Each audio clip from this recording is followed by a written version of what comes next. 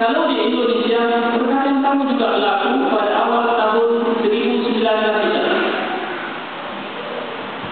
Golongan-golongan seperti Abu Bakar Al-Ash'ari dan Syekh Abdul Hadi juga ada di Indonesia. Di antara tokoh yang terkenal yang membawa aliran ini, hatta terkenal bukan sekadar di Indonesia, bahkan terkenal di Malaysia, yaitu Hasan Bandung yang berasal dari Bandung.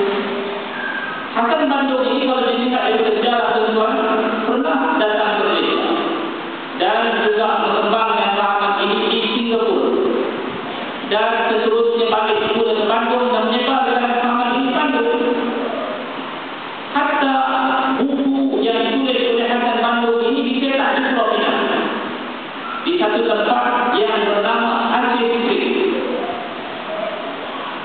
Buku tersebut berjudul Soal Jawab, dan ada buku tersebut itu pada tangan saya dan mengkisahkan perkara-perkara yang sama sebagaimana yang dikisahkan oleh Abu Bakar Al-Ash'ari dan Syekh Abdul Hadi.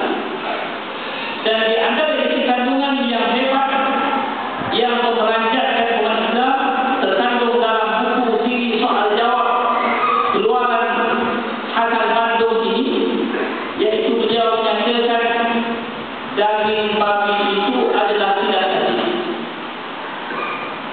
Daging babi tidak najis, bahkan daging babi itu hanya kotor. Kerana di dalam Al-Quran daging babi itu dikatakan rizqun. Kalau tak silap saya, rizqun atau kalimat yang lain yang memberi arti kotor.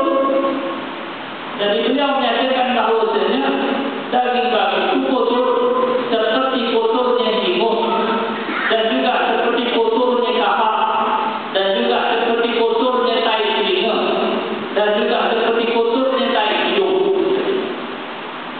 Cuma beliau menyatakan tidak boleh dimakan. Namun kalau dipegang tidak najis. Tidak perlu kita takut sebagaimana umat Islam menganggap daging babi itu sebagai najis yang mughallal. Jadi tuan-tuan tidak hanya dikatakan itu Hasan Bandung.